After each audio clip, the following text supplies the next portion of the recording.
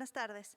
A nombre del Consejo para la Cultura y las Artes de Nuevo León, les damos la más cordial bienvenida. Agradecemos su presencia a nuestros asistentes y también a la gente que nos sigue por redes sociales.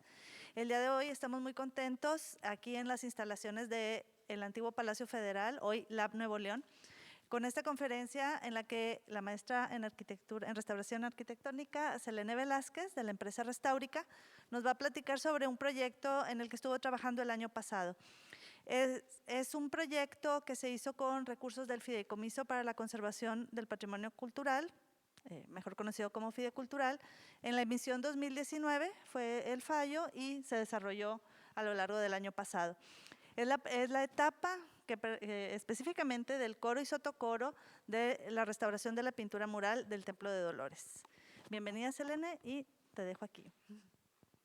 Muchas gracias, Ana. Bueno, antes que nada, muchas gracias a los que están por acá en vivo. No tienen idea, de verdad, la felicidad que tengo por poderlos ver, aunque sea la mitad de sus caritas, pero de que estén aquí y que se hayan dado el tiempo de venir. Y a todos los que están en línea, también muchísimas gracias.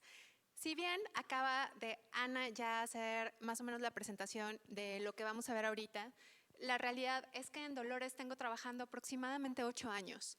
Entonces, 8 años de mi vida he estado no solo trabajando, sino investigando y documentando el inmueble. Entonces, por eso también me emociona muchísimo poderles mostrar a todos ustedes los avances, los descubrimientos y en sí el estudio que se ha hecho en el templo. Bueno, vamos a iniciar hablando un poquito del contexto, porque si bien todos los que están aquí supongo son de Monterrey, o bueno, del área metropolitana. Sí, no. Ok, bueno. Y muchas personas que nos ven tal vez también son de Monterrey, pero muchas personas es probable que no. Entonces, vamos a ubicarnos un poquito espacio temporalmente. Entonces, justo detrás de mí tenemos, obviamente, a México y después, abajo, a una zona sociocultural que se llama el noreste. Y el noreste mexicano está compuesto por Coahuila, Nuevo León y Tamaulipas. Otrora también Texas, pero bueno, todo el mundo sabemos qué pasó. Lo interesante es que Nuevo León, que se encuentra justo en medio, está compuesto por ahora 51 municipios. Exactamente en la capital, que de hecho hoy cumple 425 años de ser fundada, la 3 veces fundada ciudad metropolitana de Nuestra Señora de Monterrey, que es la capital. Bueno, la tenemos por acá ubicada en la presentación. Vamos a acercarnos un poquito al área metropolitana y esta mancha enorme que está rodeada de montañas es justo la zona en donde se encuentra también Monterrey. Vamos a irnos acercando a nuestro objeto de estudio. Bueno, primero, el Cerro de la Silla. Más allá del cumpleaños de la ciudad, lo pongo porque también es como algo icónico, ¿no? O sea, si alguien habla de Monterrey, casi siempre lo primero que piensa es justo en el Cerro de la Silla. Pero vamos a irnos acercando ahora sí a el contexto del Templo de Nuestra Señora de los Dolores. Monterrey es una ciudad que, si bien la divide, también la une un gran río que es el río Santa Catarina, ¿no? Que justo lo vemos aquí más o menos en medio de la imagen, pero es muy interesante porque el río Santa Catarina nos ha unido en muchas ocasiones, pero también ha arrasado con la ciudad muchas otras veces más. Y eso forma parte de la historia también del templo y ahorita justo lo vamos a ver adelante. Pero nos vamos a acercar todavía más. Traigo un apuntador, pero creo que no se va a poder observar. Me voy a acercar un poquito, pero donde está la curva del río en la parte inferior, van a ver un rectángulo verde.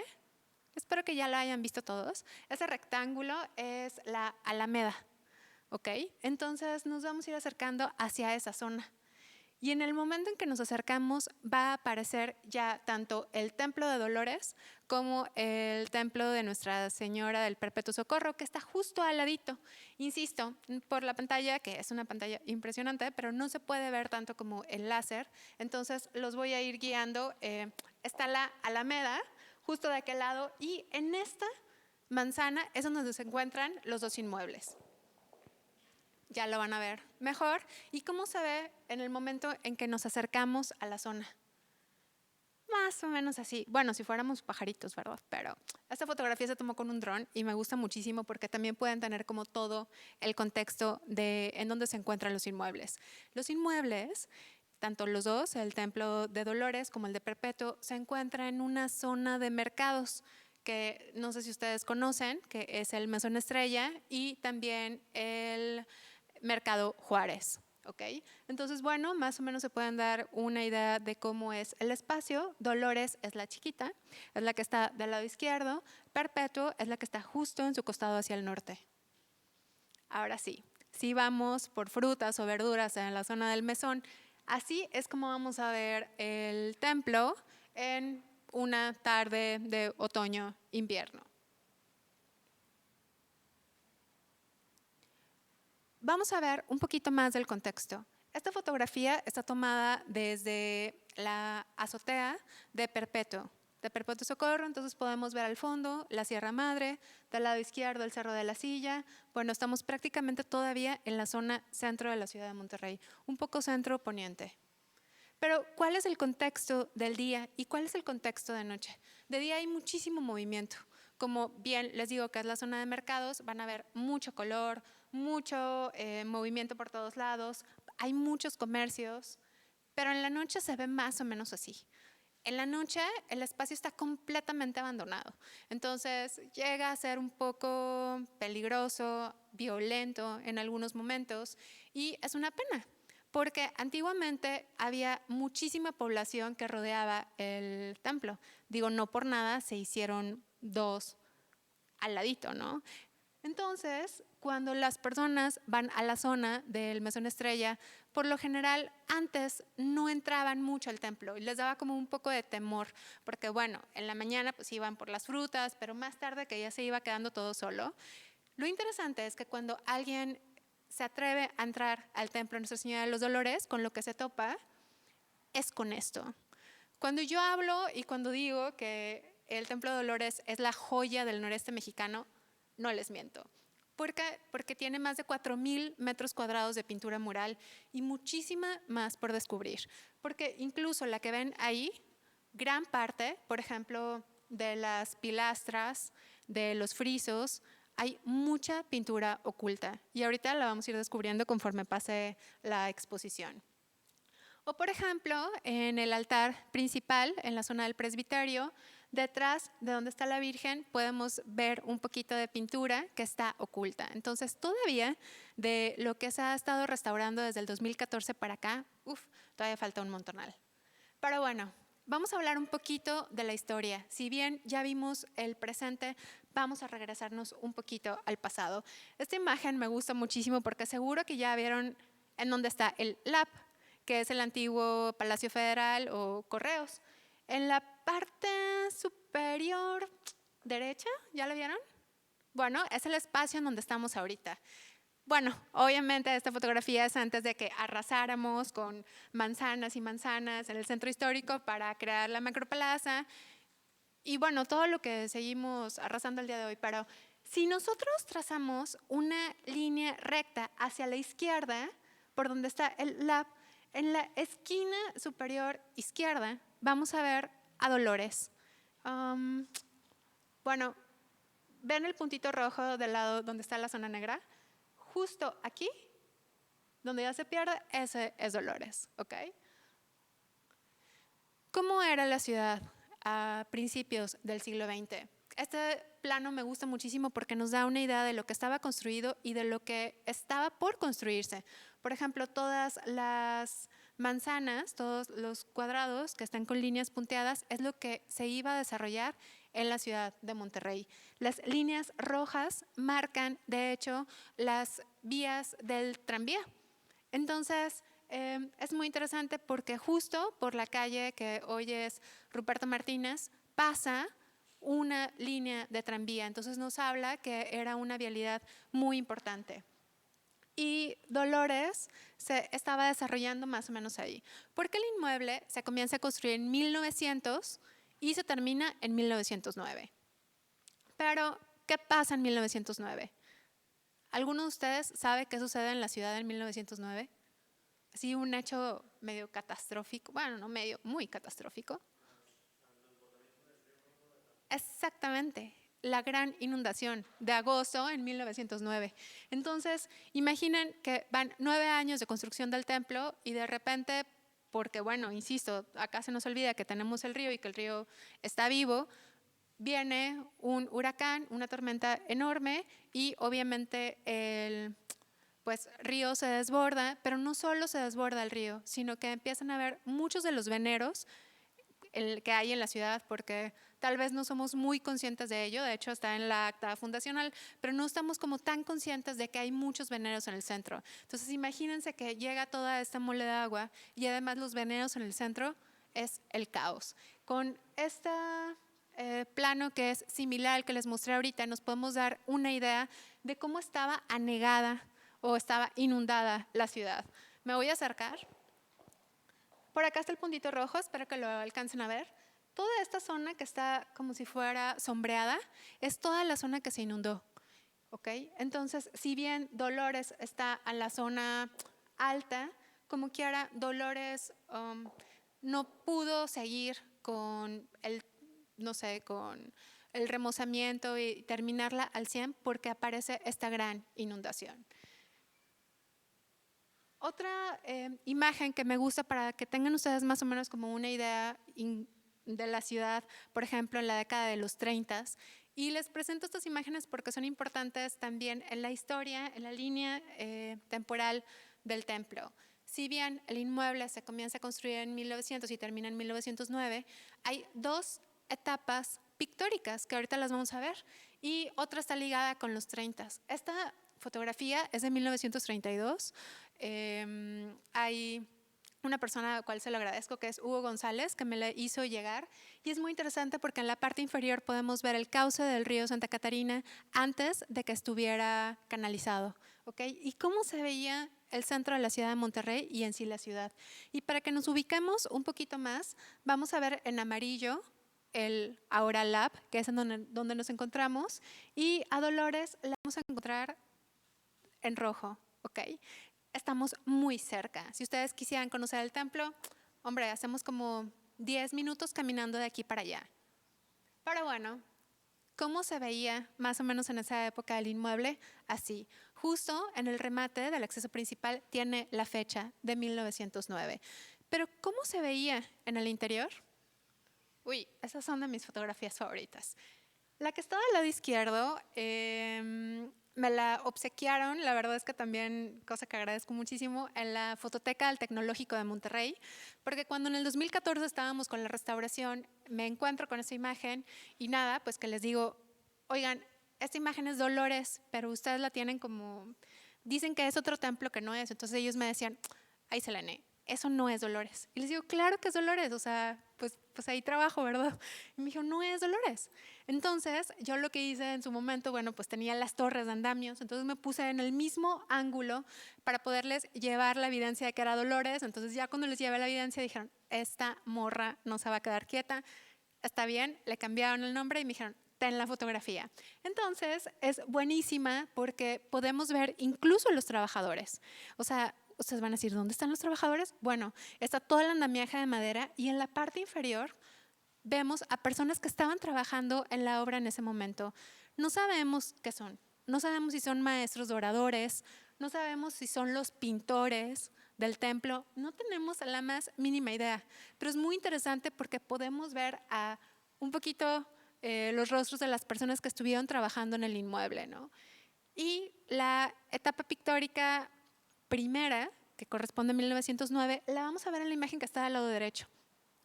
El arzobispo Santiago de la Garza Zambrano, que es quien manda edificar el inmueble, bueno, pues él había sido obispo de Saltillo, pero después también fue obispo de León, en Guanajuato. Y es muy interesante porque una de mis hipótesis es que seguro que se trajo a trabajadores también de allá de Guanajuato, no solo para que construyeran el inmueble, sino también para que lo decoraran, ¿no? Entonces, bueno, del lado derecho, bueno, ¿alguien de ustedes conoce Guanajuato? ¿Ha ido? Bueno, los que han ido, seguro que si ven esta fotografía, se puede parecer un poco a los templos de allá, ¿no? Porque además el inmueble por el interior es neobarroco y tiene detalles por ahí de neogótico. Pero bueno, vamos a ver parte de la decoración. Por ejemplo, en los muros inferiores de la nave principal se alcanzan a ver monogramas marianos. ¿Por qué monogramas marianos? Porque, bueno, pues el templo está dedicado a la Virgen de Nuestra Señora de los Dolores. Lamentablemente, el obispo muere en 1907. Así que él no ve terminada la obra, ¿no? Entonces, esta fotografía corresponde, insisto, a la primera etapa pictórica que él mandó, que mandó a hacer la decoración, ¿no? De todo el interior. Y es un poquito más nubo. De hecho, en la parte superior hay algunos medallones con diferentes personas que si ustedes ven como la vestimenta y demás, es súper nubo, es muy de la época. Pero bueno, vamos a seguir más adelante. ¿Qué pasa? Aquí no sé si alcanzan a ver que la decoración ya cambió completamente. Ok, me regreso. Vénganse para acá para que puedan ver mejor. En la fotografía anterior, ustedes van a ver cómo en los muros están estos monogramas marianos que les decía ahorita. ¿Ok? Pero en esta imagen ya cambió completamente la decoración. En la pasada todavía podemos ver detrás del altar principal, por ejemplo, en la fotografía más antigua, cómo había luz detrás del altar, porque ahí había una ventana que en algún momento tapiaron. ¿Qué significa tapiar? Que taparon, la cerraron completamente. Y después, por ejemplo, para 1938, la decoración ya cambió completamente. ¿Por qué? Porque en 1911 se les entrega el inmueble a los Padres Redentoristas. Los Padres Redentoristas son una congregación de misioneros que tienen bajo su cargo el Templo de Dolores y también Perpetuo. Entonces, ¿qué es lo que hacen? Los redentoristas, además de cuidar el templo, hacen una reapropiación de toda la iconografía del inmueble. Entonces, la decoración cambia completamente. Ahora sí, vamos a la intervención. Ya vimos un poco de la historia y la ubicación espacio-temporal, entonces vamos a ver ahora los trabajos previos que se hicieron para poder estar trabajando en la restauración. Y uno de ellos es obviamente los levantamientos. Este escáner lo utilizamos en el 2015. Es un Scan Station Leica y quiero que vean los cambios de tecnología y por eso es que les traigo esta imagen que de hecho, bueno, nos ayudó mucho para los planos. Jimena, que está por allá, no me dejará mentir. Pero bueno, este es el aparatito con el que escaneamos el inmueble en el 2015. Y esta es la planta del templo de Nuestra Señora de los Dolores y este es más o menos uno de los modelos. Es una nube de puntos que se genera con miles y miles, obviamente, de puntos, después de que el láser, como este que tengo aquí, que no se alcanza a ver tanto, va dándole la vuelta completamente al inmueble. A partir de ahí se pueden hacer cortes y ya tenemos las medidas exactas del espacio. Este escaneo nos ayudó para poder hacer estos planos. Okay. Lo que se hizo fue hacer un desdoblamiento del espacio. ¿Por qué? Porque íbamos a trabajar el coro y sotocoro, entonces necesitábamos saber cuál era el estado de conservación previa intervención. Y para ello lo que hicimos fue, obviamente, hacer el levantamiento arquitectónico y sobre ello también levantamiento de deterioros. Hay que aclarar algo. ¿Qué se hizo con el escáner? Todas las medidas exactas de los espacios, pero toda la pintura mural, cada uno de los personajes que aparecen o de la decoración, la hizo la arquitecta Jimena a mano alzada en AutoCAD. Entonces, es muy interesante porque algunos de ustedes pueden pensar, bueno, con el escáner ya está y luego se pasa en AutoCAD. No, después de eso tenemos que pasarlo. Así hay que hacer cada dibujito y cada línea. Entonces, realmente es un trabajal. En estos planos hicimos el levantamiento de deterioros, que se ve más o menos así. Y este levantamiento de deterioros nos ayuda para cuantificar los daños y dejar un registro de cómo se encuentra el inmueble y la pintura mural previa intervención. Si estos son, obviamente, los muros inferiores del coro y del sotocoro, también los muros superiores, esta es la bóveda que no se alcanza a ver un poquito por acá, pero sí van a ver más o menos los deterioros con todas las fisuras y los rezanes de concreto que vamos a ver más adelante. El andamiaje. El andamiaje es algo súper importante en el proyecto y es algo que casi no se habla, pero el andamiaje es fundamental. ¿Por qué? Porque no nos podamos poner en riesgo cada vez que nos subimos a alturas de más de 15 metros, ¿no? Entonces tenemos andamiaje de alta seguridad. El ingeniero León se encarga junto con su equipo de hacer todo el diseño y vamos armando toda la estructura para que nos podamos mover alrededor del espacio. Ahí está Dolores, está la nave principal y más o menos cómo se iba trabajando, cómo se iba levantando toda esta torre de andamios. Ahora sí, el coro. Si el coro se veía antes así y nosotros teníamos que llegar a la bóveda, necesitábamos también un andamio que cubriera obviamente este órgano, que por cierto está ahí justo desde que el templo se terminó en 1909. Habían algunas personas que pensaban que el órgano era posterior y no.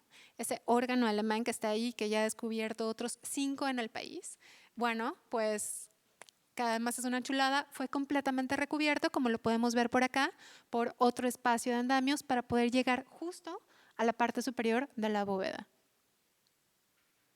¿Cómo se veía la bóveda previa intervención? Más o menos así. Tengo que hacer una pausa rapidísimo. Y es que estoy acostumbrada, sé que para los que están en línea es un poco complicado, pero estoy acostumbrada a que cuando doy las conferencias en vivo, si alguien me quiere interrumpir, me pueden interrumpir, encantada de la vida. Si tienen alguna duda, no nos tenemos que esperar hasta el final. Si voy muy rápido, cualquier cosa, díganme. Yo encantada. Bueno, así se veía más o menos la bóveda, bueno, no más o menos, así se veía la bóveda previa restauración. Uy, los querubines. Pobres querubines que la verdad es que estaban, pero, la verdad, muy deteriorados, pero no solo en la capa pictórica, sino con estos rezanes que les habían pasado incluso encima del rostro y gran parte de la decoración se había perdido. Esta es una intervención que se hizo, si mal no recuerdo, en el 2010, después del Alex. Muchos de ustedes están súper jóvenes, pero ¿se acuerdan del Alex? ¿Se acuerdan del huracán Alex? Bueno, el templo sufrió muchos deterioros y lamentablemente no entraron las personas más adecuadas y lo que hicieron fue resanar con concreto por todos lados, que es lo que estamos viendo por aquí. Entonces les valió completamente y dijeron, ay, yo creo que se puede resanar con concreto. Entonces resanaron todo. Incluso los arranques de las bóvedas, en donde están, por ejemplo, los ángeles, como podemos ver por aquí, lados. Pero encontrábamos otros tipos de deterioros, no solo esos rezanes de concreto, sino desprendimiento de la capa pictórica por todos lados, en donde ya incluso habían faltantes, como por ejemplo en el arranque, vamos a ver del lado derecho, en la parte inferior de la representación del ángel, en donde ya hay alguna laguna blanca, y ahí ya se había perdido la capa pictórica. Pero también encontrábamos otros detalles muy interesantes, que si bien no es un deterioro tal cual, sí es una manifestación de la pintura mural que está debajo. En este caso, una cenefa dorada. ¿Recuerdan la decoración que vimos hace ratito, la de 1909? Bueno, ahí se estaba manifestando. O sea, no es que fuera como espiritista la situación, pero realmente estaba manifestando porque la hoja de oro había reaccionado con la pintura de la parte superior. Entonces, por eso vamos a ver algunos detalles como círculos con flores, que espero que lo puedan apreciar bien, en el ángel del lado derecho. ¿Estamos? Y eso también se tenía que registrar, pero se tenía que cubrir para que existiera una buena lectura. El querubín. Este es otro, bueno, es un querubín, pero es un querubín serafinado realmente, porque vamos a ver por ahí que están las 6 alas que representa a los serafines. Y ustedes seguro que me van a decir, ay Selene, pero este serafín se ve súper bien. O sea, entonces, ¿qué fue lo que hiciste? Realmente se veía así.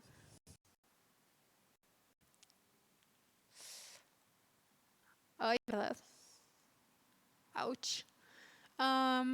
Estas fotografías están tomadas con luz rasante y entonces nos podemos dar cuenta, ustedes no saben, la luz rasante es buenísima, no para uno, sino para registrar los deterioros, sobre todo en pintura mural, porque ahí nos podemos dar cuenta cómo toda la pintura, cómo todas las escamitas estaban levantadas. Y entonces, ahí viene lo bueno, porque seguro ustedes van a decir, ay, bueno, pues seguro que quitaron todas las escamitas y volvieron a pintar de nuevo, ¿no? pero no. ¿Cómo se veía el muro de Santa Cecilia de Luneto norte? Se veía más o menos así, con muchísimos faltantes y pérdida de la capa pictórica. Santa Cecilia casi perdida, por ejemplo, sus manos, el teclado. Vemos aquí un detalle, por ejemplo, de ángeles que le están ofreciendo rosas. Pero ¿cómo se ve con luz rasante? Con luz rasante se ve así. Entonces, nada, imaginen tener que estar fijando toda esta pintura en el espacio. Este es el muro oriente del coro. Vamos a ver dos representaciones de ángeles músicos, porque estamos en la zona del coro, y así nos vamos a ir acercando más o menos para que vean, por ejemplo, el nivel de deterioro y cómo se encontraba la capa pictórica. Entonces, la capa pictórica estaba detenida por el Espíritu Santo, ¿no? O sea, la que quedaba por ahí, se los juro, porque prácticamente se había perdido muchísima a través de los años. ¿Por qué se había perdido? En gran medida por una falta de conservación preventiva. Recuerden que los restauradores entramos cuando la conservación preventiva o cuando el mantenimiento ha fallado. Entonces entra la restauración. Si existiera un mantenimiento constante en un inmueble o en pintura mural, no tendríamos que entrar los restauradores porque no llegaría a este nivel de pérdida o deterioro. ¿Se ve todavía con luz rasante? Se ve más o menos así. Y bueno, el muro del rey David, que está por ahí con su instrumento musical, y cómo habían decidido en los resanes efectuados en el 2010 cegarlo por completo, ¿no? O sea, me llama muchísimo la atención y este es un ejercicio muy bueno para hablar aquí de que no cualquiera debe entrar a tocar esos inmuebles, porque realmente se puede perder muchísima información muy valiosa por creer que se está haciendo un bien. Así es como se veía con luz rasante el espacio. Y también con luz rasante podemos observar parte de la decoración de la pintura mural que está debajo. Espero que lo alcancen a ver. Seguro que ven por ahí algunos círculos en esta zona y en la parte inferior, curvas, detalles fitomorfos. Bueno, esta decoración es la etapa pictórica que está debajo y que con luz rasante se puede observar. ¿Qué hicimos después de eso? Lo primerito, tomar muestras para mandarlas a analizar en el laboratorio. En el Laboratorio de Análisis y Diagnóstico del Patrimonio, por sus siglas la DIPA, del Colmich, que les mando un saludo a todos por allá, y obviamente se mandaron las muestras para saber cómo estaban compuestos los estratos que conforman la pintura mural. Y aquí tenemos los resultados. Por ejemplo, esta muestra es una muestra del azul y verde de las dos etapas pictóricas del inmueble y fue tomada justo en el muro sur donde está el rey David. Y encontramos cosas súper interesantes. Por ejemplo, algunos pigmentos tóxicos, pero tóxicos de verdad. O sea, ¿por qué? Porque están compuestos por arsénico y por cobre, por ejemplo. Entonces, en mucha de la pintura mural del Templo de Dolores vamos a encontrar pigmentos a base de plomo, de arsénico, de azufre. O por ejemplo, esta que tomamos justo de la aureola y que nos habla de que hay presencia de una hoja metálica. Y esta hoja metálica es de oro verdadero, porque se utilizaba hoja de oro falsa y hoja de oro verdadero, pero bueno, aquí tenemos hoja de oro fina o verdadera. O por acá que tenemos también, por ejemplo, blanco de zinc y amarillo de cromo, y vamos a ver los diferentes estratos. Uy, seguro que a lo mejor no alcanzan a ver el puntito rojo, pero espero que sí. Del lado derecho, en el corte estratigráfico que parece lasaña, más o menos, bueno, ahí podemos ver todas las etapas de la pintura mural y las diferentes etapas, no solo de la que observamos ahorita, que es la de 1938, sino incluso la de 1909. Entonces, me voy a venir hasta acá. Y seguro que volvemos aquí en este espacio donde parece lasaña, vamos a ver diferentes estratos, que es en donde está colocada la pintura mural. Y es muy interesante porque, por ejemplo, en esta rosa lo que encontramos fue presencia de bermellón. Y el bermellón está compuesto por mercurio y azufre. Entonces, de nuevo, vamos a encontrar pigmentos tóxicos por todos lados. Y los óleos. La verdad es que tuvimos la fortuna de encontrar por ahí los óleos que se usaron en 1938. Al menos estos tubos que tenemos por acá, bueno, es de la época. Y no solo encontramos eso, sino también parte de los moldes del estarcido, de la decoración de la segunda etapa pictórica. Entonces esto es realmente súper valioso, pero nos habla también que al menos desde 1938 nadie se había vuelto a parar por ahí. Ahora sí, los procesos, rapidísimo. El fijado. ¿Cómo se hizo el fijado de la capa pictórica?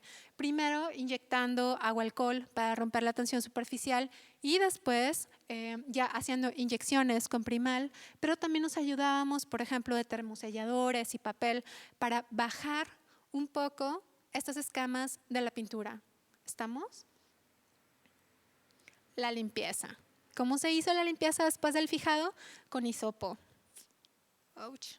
Bueno, estos hisopos que son como cotonetes largos o como los que hacen para poder hacernos la prueba COVID, por ejemplo. Bueno, con hisopitos así estuvimos limpiando toda la bóveda y todos los muros del templo de Nuestra Señora de los Dolores. Y por ahí alcanzan a ver parte del avance. ¿Y cómo se veía? Por ejemplo, parte de algunos plementos más o menos así, con todos los rezanes, y teníamos que retirar estos rezanes, ¿no? Estos rezanes de concreto.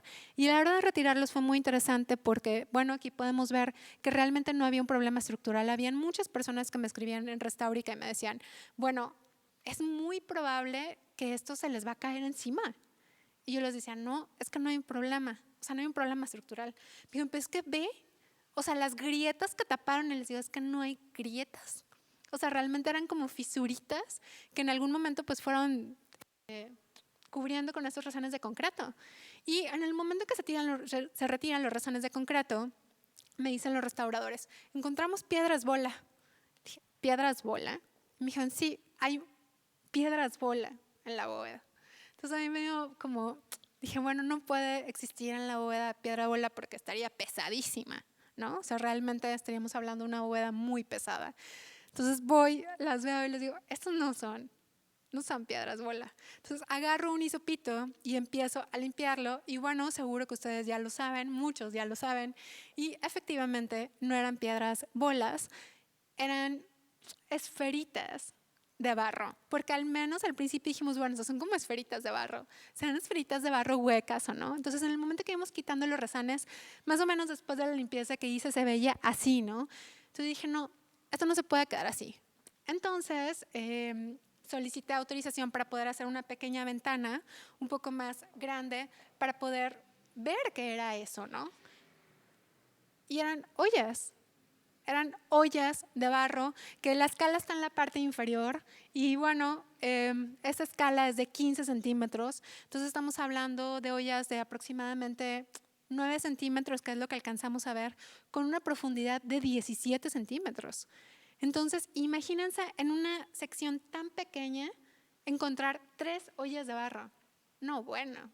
O sea, la verdad es que cuando encuentro esto, sí grito como loca, porque realmente es algo muy importante. Y es muy importante no solo para el templo, sino para la arquitectura regional, porque nos habla, obviamente, de los sistemas constructivos tradicionales, ¿no?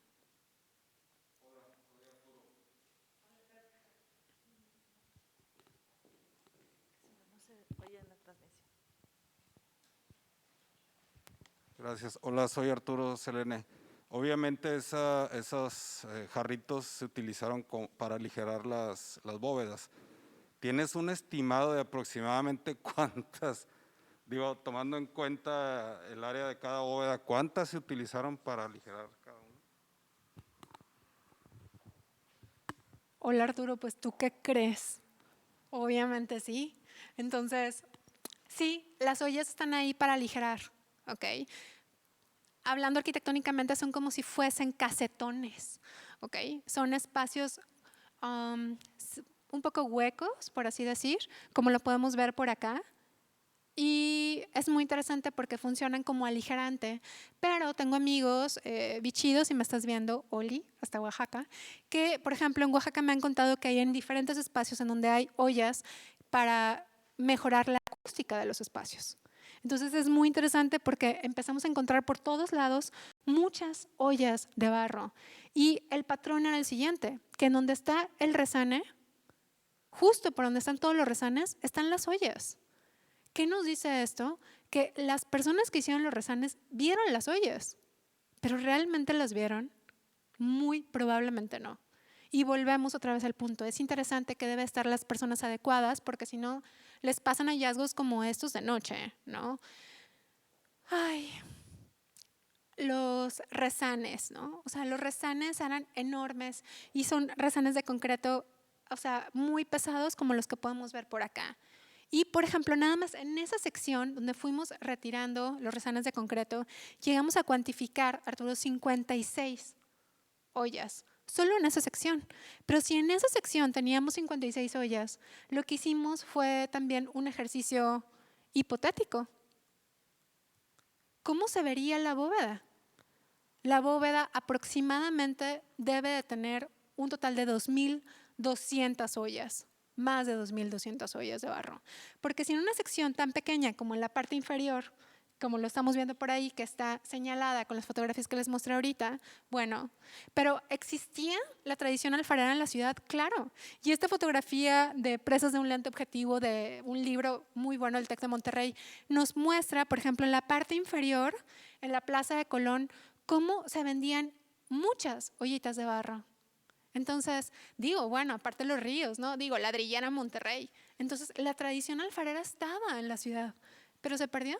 En algún momento se perdió completamente. Me preguntan que si hay algún otro edificio en Monterrey que haya.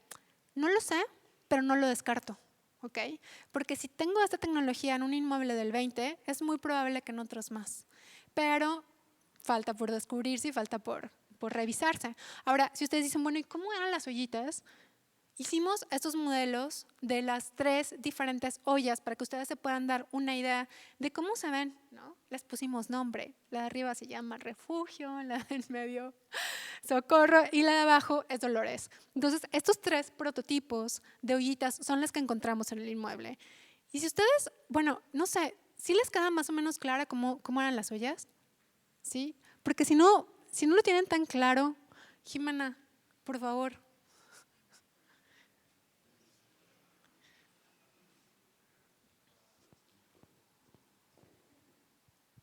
La tapita, Jimena. Gracias. Les imprimimos en 3D una ollita a escala natural. Bueno, a escala real, a escala 1:1.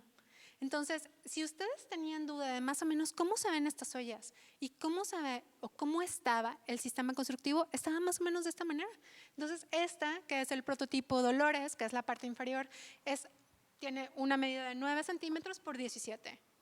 Entonces, con este prototipo en 3D, ustedes pueden darse una idea cómo funciona el sistema en la bóveda. Y colocadas de esta manera, ayuda a dar el peralte, la altura de la bóveda y lo aligera. ¿Estamos? O sea, realmente es como muy interesante porque yo tengo que agradecer y hacer una pausa aquí rapidísimo porque a mí se me ocurre el viernes en la tarde, este viernes que acaba de pasar a hacerla en 3D, y el sábado a las 5 de la tarde yo hablo con Javier y con Santiago de Chuchería y les digo, quiero imprimir esto en 3D, ¿se puede para el lunes? ¿Ustedes creen que salga para el lunes? Me dijeron, bueno, sale porque sale, ¿no? Entonces, es muy interesante porque gracias a las nuevas tecnologías, nosotros podemos conocer parte de la tecnología del pasado. Entonces, algo tan interesante como una impresión en 3D nos puede ayudar a no sacar una olla, obviamente, de la bóveda de Dolores y se puedan dar idea de cómo se ve. ¿Estamos? Se los voy a pasar para que ahí como quiera la vayan conociendo todo. Me voy rapidísimo porque ya llevamos como unos 40 minutos más o menos. Adiós, ollas. Tuvimos que empezar a hacer los rezanes obviamente porque no lo podíamos dejar así, pero se hizo la propuesta de dejar una ventana arqueológica en el coro. Entonces ustedes van ahorita a Dolores y la pueden ver desde la nave central. Desde la nave principal pueden ver la ventana arqueológica para conocer el sistema constructivo de la bóveda. Después de los rezanes empezamos obviamente con la reintegración cromática, que me gustan mucho estas paletas porque se pueden dar una idea de todos los colores que se tuvieron que hacer para poder hacer la reintegración en la bóveda.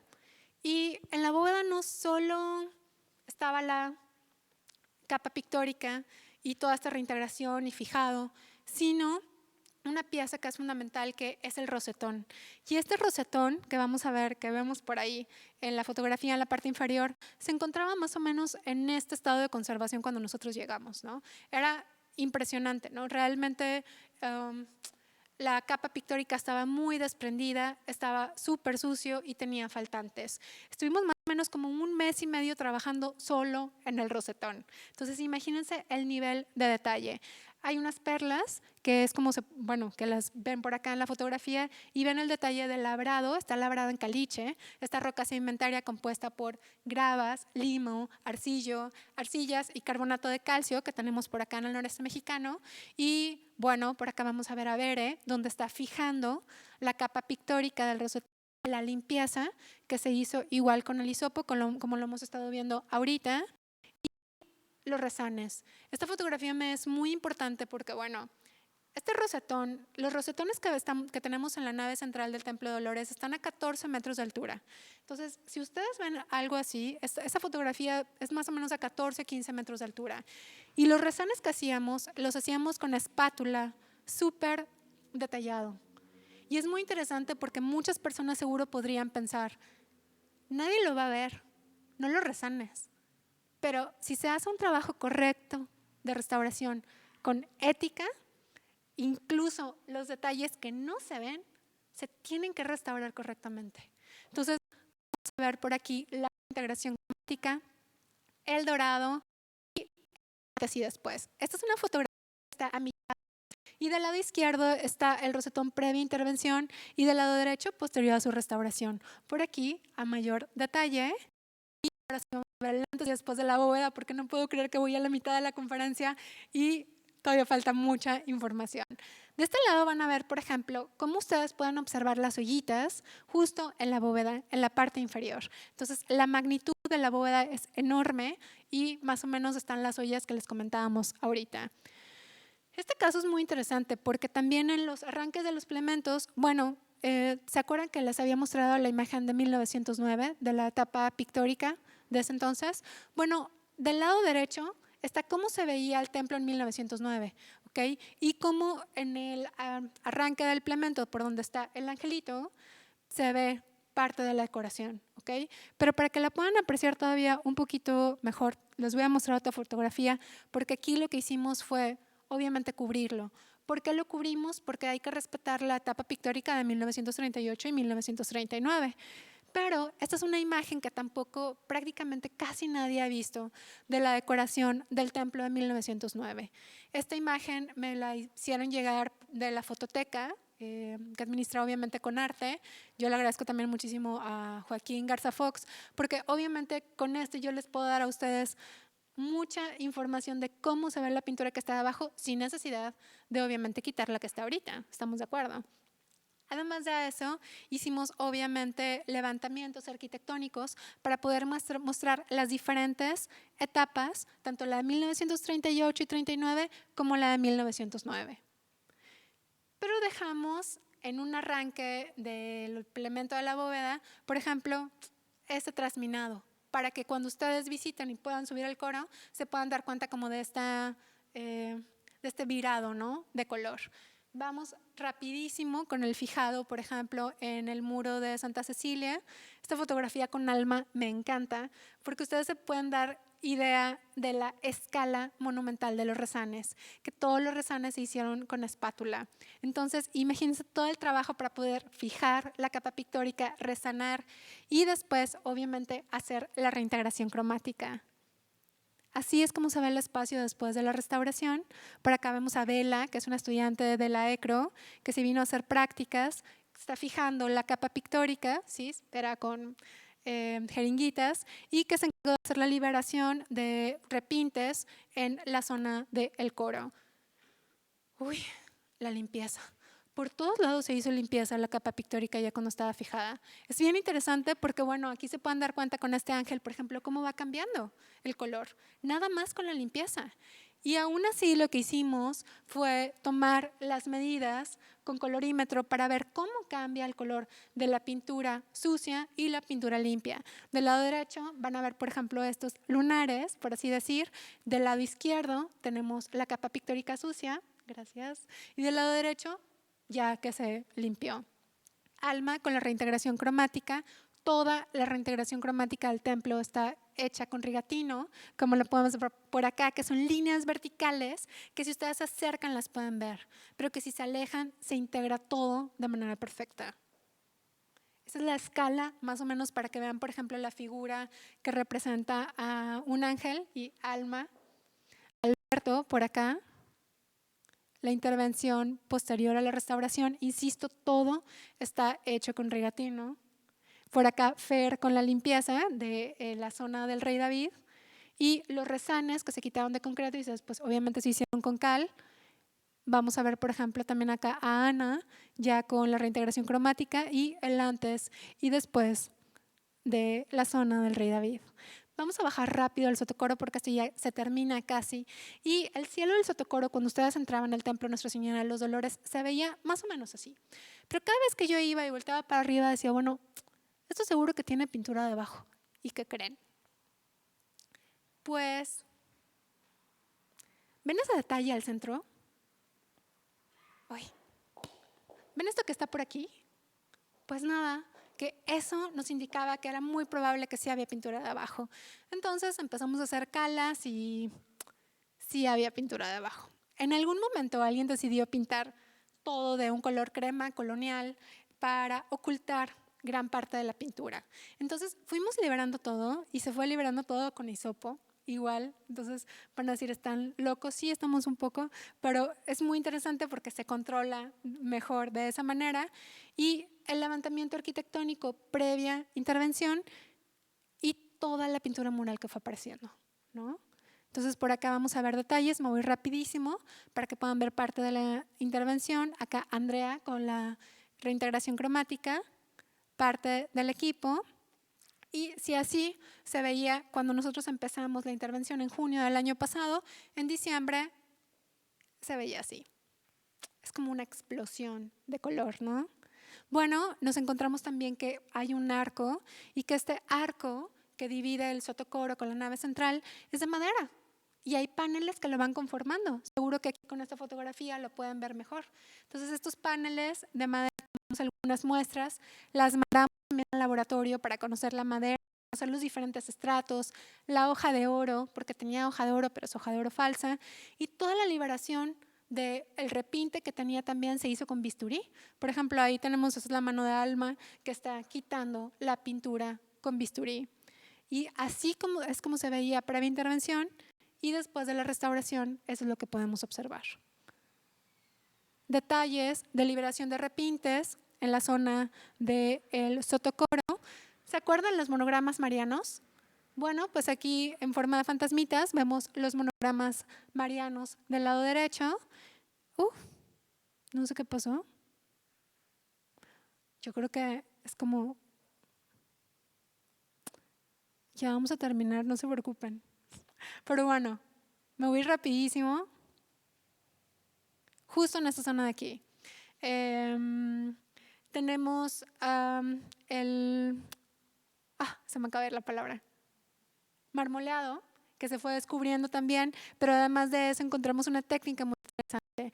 Encontramos malla, no malla de gallinero, pero sí malla que le da como un soporte al aplanado y encontramos aplanados de terracota. ¿Okay? Fue muy interesante porque hay aplanados de barro cocido y sobre ese aplanados de cal y después la pintura mural, la pintura que es de óleo. El Intra 2, en donde se encuentra la Virgen, que es el único lugar en donde está la Virgen de Dolores. Y por acá vemos a Alma con la consolidación que se tuvo que hacer con diferentes inyecciones. Obviamente primero inyectar para que en el momento que pusiéramos la cal, la marmolina, no se perdiera tan fácil y dar el soporte. Así es como podemos ver el Intra 2 justo en este momento. Parte de las enjutas, de la liberación de la pintura. Todo el muro oriente estaba repintado, por ahí se pueden dar cuenta cuando estamos bajando con la liberación de repintes, igual las pilastras, de nuevo fijado, limpieza, reintegración cromática. Y esta imagen me gusta mucho porque se pueden dar cuenta también todo lo que falta todavía por liberar. En verde es una enjuta, un triangulito que ya está restaurado y del lado izquierdo lo que falta, ¿no? Alberto, Vemos por acá a Fer, a Natalia haciendo la liberación también de los pedestales, de las pilastras, igual con bisturí. Y esta fotografía se las pongo porque la verdad es que sí es también como un homenaje y agradecimiento a ellos que se quedaban hasta las 12, 3 de la mañana, ¿no? 12 de medianoche, 3 de la mañana, porque estos proyectos realmente, o sea, son proyectos maratónicos. Y ahora sí, el antes y después, por ejemplo, de la escena en donde vemos al Santo Sepulcro, seguro que pueden ver las diferencias y todas las zonas liberadas, por ejemplo, con el Ecce Homo, que está por acá, y el muro oriente, que es el acceso principal del Sotocoro. Del lado izquierdo, la zona ya restaurada, liberada, y del lado derecho, previa intervención. Por acá la vamos a poder ver mejor. Obviamente, el cielo, una fotografía general, detalles generales, y prácticamente ya para cerrar esta imagen que regreso a 1909, una petición constante que tengo, por ejemplo, en los recorridos y demás, es cómo es la pintura de 1909. Entonces, lo que hicimos fue dejar algunas ventanas arqueológicas para que ustedes puedan conocer, además del sistema constructivo, cómo era la pintura de 1909. Entonces, estas fotografías que me ayudó a colorear mi amigo Gerardo, y que vamos a ver por acá, por ejemplo, un acercamiento del Intra-2 con los monogramas marianos. Pues bueno, hicimos una liberación para que cuando ustedes vayan al templo lo puedan conocer perfecto. Estos son levantamientos que se hicieron de manera posterior con fotogrametría y demás para conocer el espacio, porque actualmente no se puede subir al coro. Hay videos en el YouTube de Rextaurica y si no después ya se los pasamos. Y prácticamente con esto cierro agradeciendo a todos los que participaron en el proyecto, a Jimena, que está por acá, a Ezequiel, que estuvo asesorando también en algunas zonas de la intervención.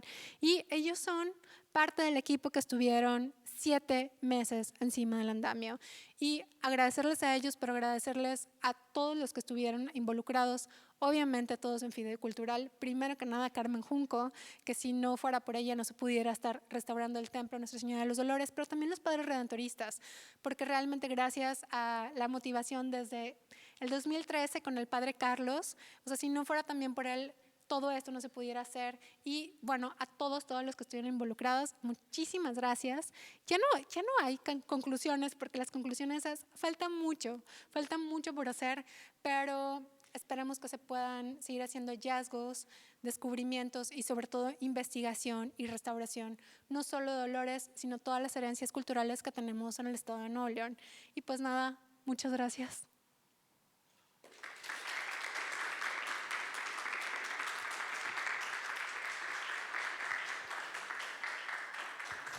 Muchas gracias. No sé si alguien tenga alguna pregunta o comentario. Hola, yo quería preguntar si la restitución de los pigmentos fue con pintura moderna o recrearon los pigmentos tóxicos de los que hablabas.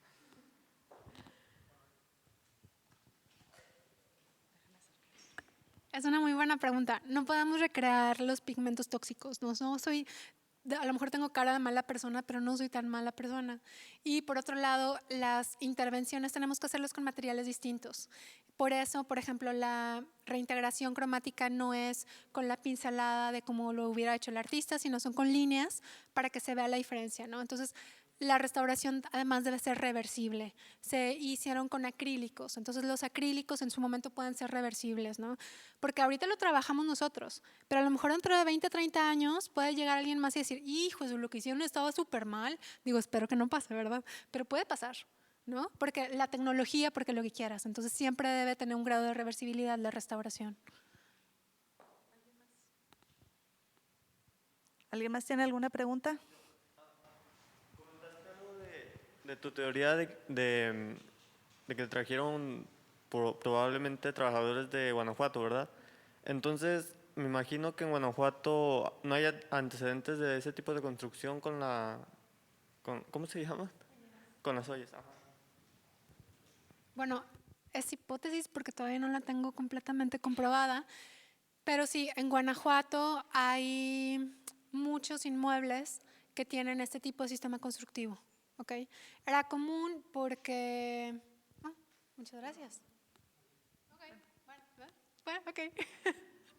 Porque es un sistema constructivo que se lo traen los españoles, los europeos en el siglo XVI, ¿no? Entonces hay muchos inmuebles del XVI que tienen ollas para aligerar y es algo que viene desde el gótico. Estamos desde los romanos y después el gótico. Entonces a nosotros nos llega de manera tardía y después se pierde. Acá lo interesante es que en Dolores estamos hablando de un inmueble del siglo XX. Entonces estamos hablando de un inmueble del siglo XX hasta el noreste mexicano que fusiona el sistema constructivo tradicional de las ollas de barro con sistemas contemporáneos, porque tenemos acero. Entonces, por ejemplo, la losa de entrepiso del sotocoro tiene vigas de acero. Eso hasta que no encuentre una firma de la fundidora o hasta que no encuentre en archivos no te puedo decir, pero fundidora ya estaba. O sea, entonces es muy probable, pero no puedo asegurarlo todavía.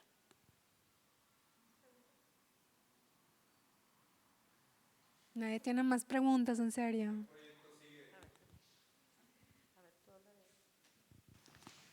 Uy, bueno, pues pronto les contaré, porque no puedo contar ahorita. Pero, por ejemplo, Dolores sigue. O sea, muchas veces, y yo les tengo que confesar, muchas veces digo, ay, otra vez voy a hablar de Dolores. Otra vez voy a decir algo de Dolores y la gente se va a aburrir, ¿no? Pero Dolores es como un venero, ¿no? Y es un lugar donde hay muchísima información todo el tiempo. Entonces, lo interesante es saber descubrirlo, pero a poderlo comprender y poder transmitirlo. Entonces, Dolores continúa. Espero que no pase mucho tiempo. Por ejemplo, de la última intervención del 2014 a esta pasaron 6 años. Fue un montonal. Y ahorita no. Ahorita estamos con un estudio. ¿Puedo contar, Ana?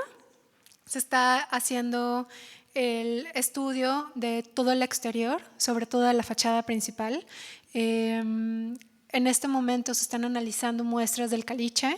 Es la primera vez, no solo en el estado, sino muy probablemente en el noreste, que se va a hacer una caracterización del caliche. Entonces, estamos haciendo esa investigación en conjunto con académicos de Sevilla, que pronto ya les contaré más al respecto, ya cuando tengamos los resultados, pero estamos viendo cómo trabajar y cómo consolidar y restaurar el exterior, porque tengo por ahí varias hipótesis que no se las quiero spoilerear ahorita, sino más adelante en otra charla, pero Dolores por lo pronto es algo como que da para mucho y hay otros proyectos de manera independiente, ¿no? Todo el tiempo, afortunadamente. ¿Alguna otra pregunta? ¿No? ¿Qué puede hacer la ciudadanía para participar en la restauración o promover la restauración de este templo? Ay, es una muy buena pregunta. A ver, Ana habla del fideicultural, no del fideicomiso. El fideicomiso para la conservación y la restauración del patrimonio cultural del Estado de Nuevo León funciona de esta manera. Tú tienes el Templo de Dolores y entonces el Templo de Dolores dice, yo quiero restaurar esto, pero solo tengo un porcentaje. Entonces el Templo de Dolores da como un poquito de dinero y el Estado, siempre y cuando sean inmuebles del Estado, te apoya con un porcentaje más, ¿no? Esto es con fideicultural, pero puedes hacer otras cosas que no sean también por parte de fideicultural, ¿no? Te interrumpo tantito. El fideicomiso permite también la participación de otras personas, no nada más, o sea, si hay un conjunto de personas que quieren apoyar y se pueden acercar a la iglesia, ¿verdad? A decir, hoy queremos juntar dinero para otra etapa, pues ellos se presenta en la convocatoria y si es autorizado, pues ese grupo de personas o la parroquia o el donador que lo quiera hacer, pone esa parte y el Estado, al ser un bien público, porque recordemos que los templos son son bienes federales, entonces se puede hacer de esa manera, en el sentido del fideicomiso. Del fideicomiso, pero si hay algún mecenas o alguna mecenas aquí o que nos están escuchando y que dicen yo quiero restaurar el órgano para que tengamos en Monterrey un festival de órgano, también pueden hacerlo de manera directa, o sea, hay muchas formas. Realmente yo creo que lo más importante es acercarse y hacerlo, ¿no? O sea, tener las ganas ya es ganancia, de verdad, pero acercarse directamente con ellos también es buenísimo. Todo el tiempo se necesita mantenimiento en el inmueble, son moles impresionantes, ¿no? ¿Alguien más? Bueno, pues muchísimas gracias, Helene, por esta interesante conferencia. Ay, al contrario. Agradecemos a los que nos pudieron acompañar aquí en Lab Nuevo León. Estamos muy contentos de poder tener este tipo de eventos ya con público, aunque sea poquito. Y pues a los que nos siguen en redes sociales, muchísimas gracias. Pueden compartirlo para que llegue a más gente. Y pues con esto nos despedimos. Muchas gracias y buenas noches. Chao.